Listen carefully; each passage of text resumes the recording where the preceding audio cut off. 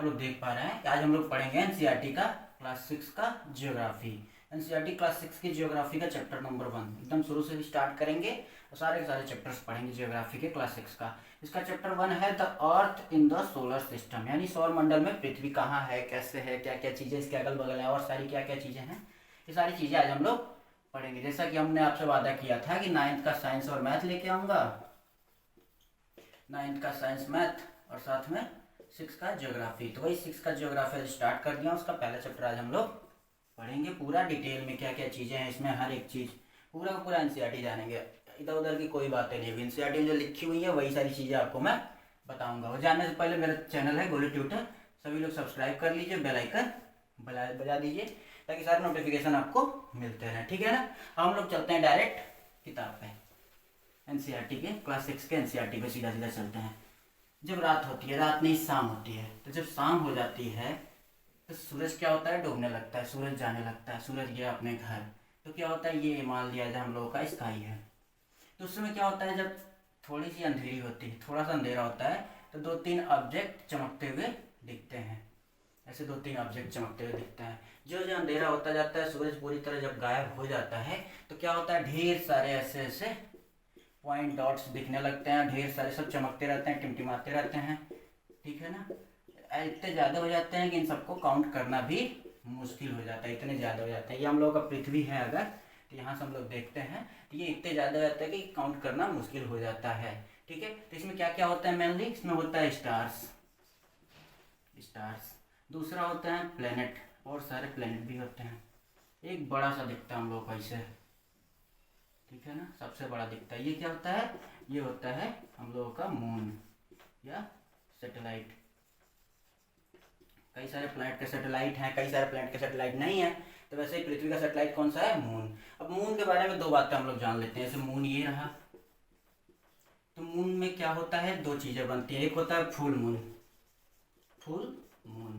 जिसको बोलते हैं पूर्णिमा, ठीक है। ये कब होता है, जब पूरा का पूरा चंद्रमा ऐसे बन के पृथ्वी से पूरा पूरा चंद्रमा दिखता है, इसी को बोलते हैं फुल मून। और ये वंस इन अ मंथ, एक बार पूरे मंथ में बनता है, ठीक है। एक मंथ में एक बार पूर्णिमा होता है, जिस रोज पूरा का पूरा चंद्रमा हमारे पृथ्वी से एकदम आसानी से दिख जाता है। उसके बाद से क्या होता है, इसके 14वें दिन, 14 दिन जब आगे जाएंगे, आपके एनसीईआरटी में दे रखा है फोर्टनाइट। फोर्ट मतलब होता है 14, यानी 14वीं रात में जब जाएंगे तो क्या बनता है, यहाँ पे न्यू मून बनता है। लिखा है न्यू मून, लेकिन मून होता ही नहीं है, यानी मून दिखता ही नहीं है। इसी को बोलते हैं अमावस्या।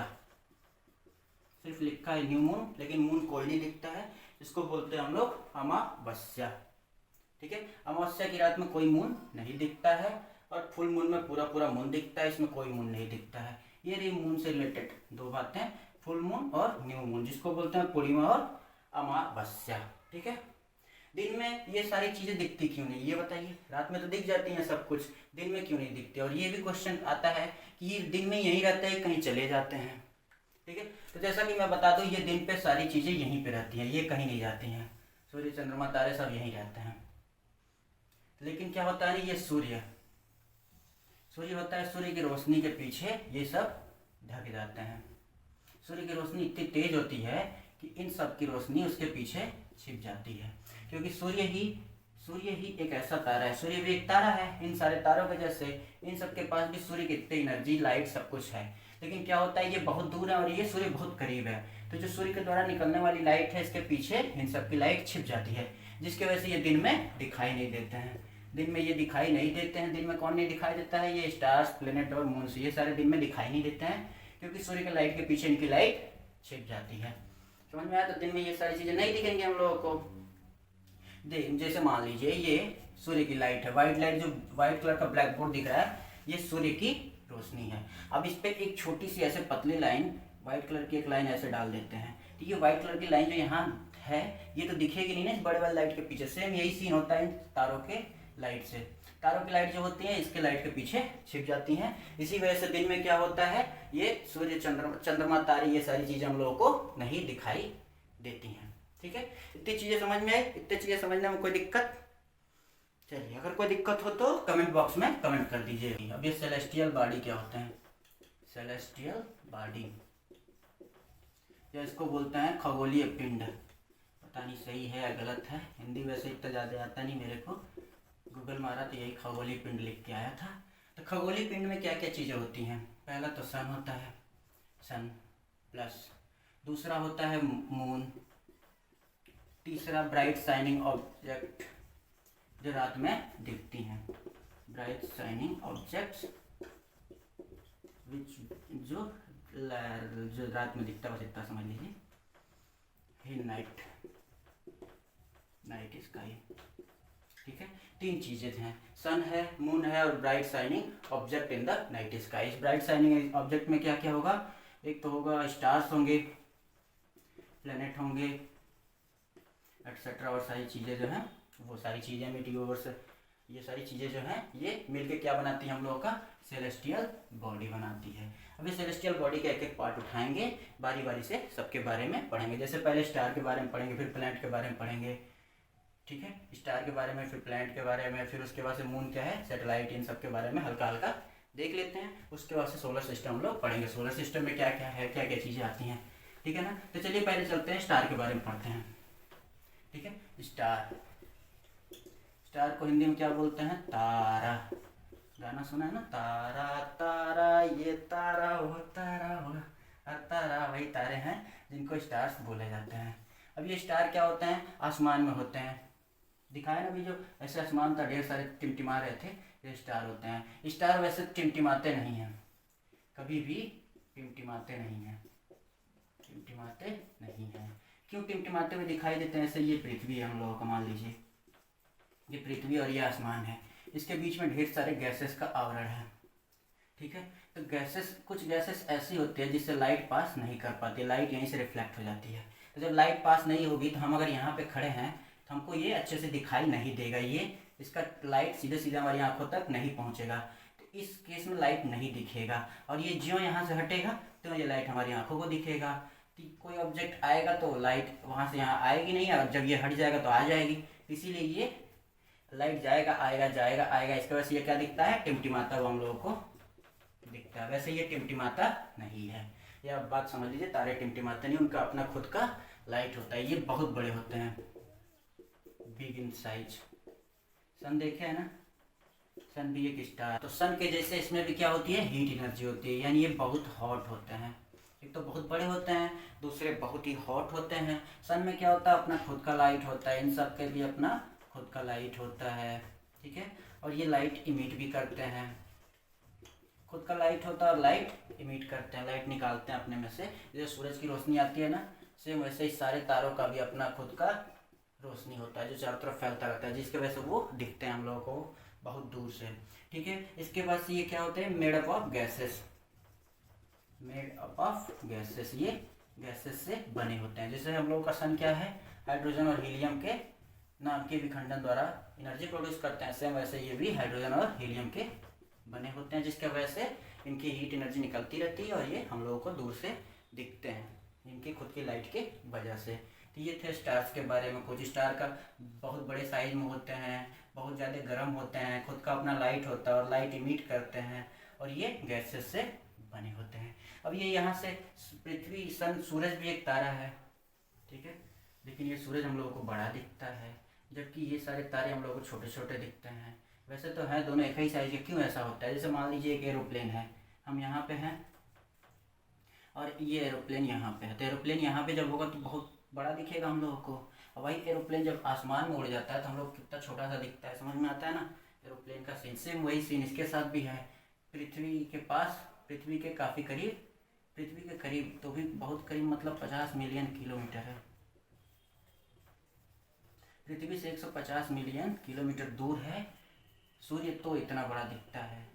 और ये सोचिए तारे कितने दूर होंगे कि इतने इतने दिखते हैं, जबकि दोनों की साइज़ सेम है। समझ में आया? जैसे ये एरोप्लेन हम लोग को बड़ा दिखता है, दूर जाता है तो छोटा दिखता है, सेम वही केस पृथ्वी, सन और तारों के बीच में होता है पृथ्वी से देखने पे। बस इतनी बातें थी जो स्टार के बारे में जाननी थी। स्टार से एक और चीज़ आती है, कॉन्स्टेलेशन, कॉन्स्टेलेशन ऑफ स्टार, नक्षत्र, नक्षत्र, constellation of star, constellation. Of star. जब हम लोग स्टार को जब नीचे से देखते हैं तो उन सब में अजीब अजीब पैटर्न के स्टार बने होते हैं। जैसे सबसे फेमस है, आप लोगों का ये कभी देखे होंगे, नीचे से ऊपर करके स्टार देखेंगे तो ऐसा कुछ दिखेगा, जिसमें 7 तारों का कुल समूह होता है। 7 तारों का एक खुद का समूह दिखता है। इस 7 तारे के समूह को बोलते हैं सप्तऋषि मंडल। सप्तऋषि मंडल, सप्तऋषि मंडल। इसी टाइप के जितने तारों का समूह बनता है उसको कॉन्स्टेलेशन बोलते हैं। ठीक है, कॉन्स्टेलेशन क्या बोलते हैं? इसी तरह के तारों के समूह को कॉन्स्टेलेशन बोलते हैं। ठीक है, बात समझ में आई? कॉन्स्टेलेशन किसको करते हैं? सप्तऋषि मंडल टाइप के जो होते हैं उसी को कॉन्स्टेलेशन बोलते हैं। एक और एग्जांपल है उर्सा मेजर या बिग उर्सा मेजर कहते हैं, या इसका दूसरा नाम है बिग बियर। भालू टाइप का कुछ दिखेगा आप लोगों को आसमान में, तारों का समूह बनेगा जो एकदम बियर टाइप का यानी भालू टाइप का बनता हुआ दिखाई देता है, उसको बोलते हैं उर्सा मेजर। इसी टाइप के जो स्ट्रक्चर होते हैं सबको क्या बोलते हैं? कॉन्स्टेलेशन। ठीक है, कॉन्स्टेलेशन के बाद से बचपन में आप लोगों ने सुना होगा कि एक तारे को देख के लोग बता दिया करते थे कौन सा डायरेक्शन है। उस तारे का नाम क्या है? Pole star. Pole star, pole star एक तारा है जिसको हिंदी में ध्रुव तारा बोलते हैं। इसको देख के हमारे पूर्वज बता दिया करते थे कि कौन सा डायरेक्शन है। पोल स्टार जो होता है ना वो हमारे पृथ्वी से नॉर्थ डायरेक्शन में दिखता है। कौन सा डायरेक्शन में दिखता है? इस डायरेक्शन में पोल स्टार दिखता है, नॉर्थ डायरेक्शन में। तो जिस स्टार में एक चमकता हुआ तारा दिखे, बहुत तारा चमकता हुआ होता है ये, और ये उस जिस डायरेक्शन में दिखता है वो नॉर्थ डायरेक्शन हो जाता है, और इसका अपोजिट साउथ हो जाता है। इधर जाते हैं तो ईस्ट हो जाता है, इधर जाते हैं तो वेस्ट हो जाता है। बस एक डायरेक्शन पता चल जाता, चारों डायरेक्शन पता चल जाता था। तो भाई पोल जो स्टार था वो मेनली पृथ्वी के नॉर्थ साइड में रहा करता था, नॉर्थ साइड में। तो बाकी तीनों डायरेक्शन पता चल जाता था आराम से लोगों को। लोग कहीं जाते थे तो रात में क्या करते थे? रात में पोल स्टार ढूंढते थे, कहाँ है पोल स्टार, मिल गया, इधर उधर बोल देते ये उत्तर डायरेक्शन है। ठीक है ना, ऐसे तारों का इस्तेमाल करके लोगों ने डायरेक्शन भी निकाला था उत्तर समय पे। अभी तो हम लोगों के पास कंपास हो गया है। कंपास, कंपास होता है कुछ ऐसे टाइप का जो नॉर्थ साइड में बता देता है ये नॉर्थ है। ठीक है, बाकी चारों डायरेक्शन उस पर बना रहता है तो लोगों को आसानी रहती है देखने में। ठीक है, पहले टाइम में कंपास नहीं था तो पोल तारे का इस्तेमाल करके, पोल स्टार या ध्रुव तारा का इस्तेमाल करके लोग डायरेक्शन निकाल लिया करते थे। ठीक है, इतनी बातें समझ में आई। अब हम लोग पढ़ेंगे किसके बारे में? प्लैनेट के बारे में। स्टार के बारे में जान लिए। सेलेस्टियल बॉडी में पहले क्या था? स्टार था, फिर प्लैनेट था, फिर सैटेलाइट था। तो स्टार के बारे में हम लोग जान लिए। अब पढ़ते हैं हम लोग प्लैनेट के बारे में। प्लैनेट जो होता है वो स्टार के एकदम अपोजिट होता है। बड़ा तो होता है लेकिन इसका खुद का लाइट नहीं होता है, नो ऑन लाइट, अपना खुद का लाइट नहीं होता है। ये किसके लाइट के वजह से चमकते हैं? अपने अगल बगल के स्टार्स के, स्टार बिसाइड इट, इसके अगल बगल जो स्टार होता है यानी जिस स्टार के चारों तरफ ये घूमते रहते हैं उसके लाइट से ये चमकते हैं, इमिट करते हैं। ठीक है, जैसे ये पृथ्वी जो है, पृथ्वी सूर्य के चारों तरफ घूमता है तो सूर्य का लाइट इस पे पड़ता है जिसकी वजह से ये चमकता है। ये चमकते हुए कब दिखेगा? अगर आप यहाँ चंद्रमा पे आके बैठ गए, ठीक है, तो अगर आप यहाँ पे चंद्रमा पे हैं और यहाँ से अगर आप पृथ्वी को देखेंगे ना तो पृथ्वी चमकता हुआ आपको दिखेगा। क्यों? क्योंकि यहाँ पे इसके जिस जिस स्टार के चारों तरफ ये घूमता रहता है, किसी स्टार के चारों तरफ घूमता रहता है, वो पृथ्वी के चारों तरफ घूमता रहता है। तो पृथ्वी के चारों तरफ घूमता रहता है तो इसकी लाइट इससे रिफ्लेक्ट करके आप चंद्रमा पर रहेंगे तो वहाँ से आपको पृथ्वी आसानी से दिख जाएगी। तो इसीलिए कहा जाता है इसका खुद का लाइट नहीं होता है। और इसके अगल बगल जो स्टार होता है, यहाँ पे स्टार कौन सा है? सन है, जिसके वजह से ये चमकती है, दूर तक देखी जा सकती है। टेलीस्कोप का इस्तेमाल करके हम लोग चंद्रमा से पृथ्वी को देख सकते हैं। हाँ, तो प्लैनेट के बारे में आप लोगों ने जान लिया कि खुद का लाइट होता है। एक मिनट देखने तो चल रहा है भैया। हाँ, तो प्लैनेट के बारे में आप लोगों ने जान लिया, खुद का अपना लाइट होता है और ये जो जिस तारे के चारों तरफ घूमता है उसके लाइट से चमकता है। अगर आप चंद्रमा पर खड़े हैं तो वहाँ से आप पृथ्वी को देख सकते हैं क्योंकि सूर्य की लाइट इस पर आ रही है जिसकी वजह से ये इसकी लाइट को रिफ्लेक्ट करके दिख रहा है। एक और बात जान लीजिए, प्लैनेट जो है ना, ग्रीक वर्ड प्लेनेटी से आया हुआ है, प्लेनेटी से आया है ग्रीक वर्ड। इसका मीनिंग होता है वॉन्डरर, वॉन्डरर। वॉन्डर मतलब चारों तरफ घूमने वाला। जैसे मान लीजिए एक चौराहा है, चौराहा पे दो चार लोग ऐसे मिल जाते हैं जो रोजाना वहीं घूमते हुए नजर आते हैं, यहाँ से जाते हैं यहाँ, यहाँ से घूमते फिरते रोजाना, मतलब चारों लोग ऐसे घूमते ही रहते हैं। सेम वैसे ही चौराहा मान लीजिए सूर्य को या किसी स्टार को, ठीक है। सूर्य के चारों तरफ एक मान लीजिए प्लेनेट वो लोग हैं जो वॉन्डर करते रहते हैं दिन रात, जो उसके चारों तरफ घूमते रहते हैं, ठीक है ना। तो प्लेनेट वही होते हैं, यहाँ से इसका वर्ड मतलब आ गया था वॉन्डरर, इसको कहा गया था। क्यों? क्योंकि ये भी सूर्य के चारों तरफ वैसे वॉन्डरर टाइप का घूमते रहते हैं, ठीक है। तो यहीं से प्लेनेटी और ये वॉन्डरर नाम का वर्ड। सैटेलाइट, ठीक है। सैटेलाइट को हिंदी में क्या बोलते हैं? उपग्रह, ठीक है। सैटेलाइट को बोलते हैं उपग्रह। सैटेलाइट क्या होता है? जैसे सन है, ये जैसे सन रहा तो सन के चारों तरफ कौन घूमते हैं? सन के चारों तरफ घूमते हैं प्लेनेट। जैसे हम लोगों का अर्थ हो गया, जैसे सन के चारों तरफ प्लेनेट घूमते हैं यानी अर्थ घूमता है, सेम वैसे ही अर्थ के चारों तरफ क्या घूमते हैं सब? सैटेलाइट घूमते हैं। सैटेलाइट यानी प्लेनेट के चारों तरफ घूमने वाले जो होते हैं उसको सैटेलाइट बोलते हैं। जैसे यहाँ पे क्या हो जाएगा, यहाँ पे मून है जो सूर्य के चारों तरफ ऐसे ऐसे गोल सर्किल में घूमता रहता है, ठीक है ना।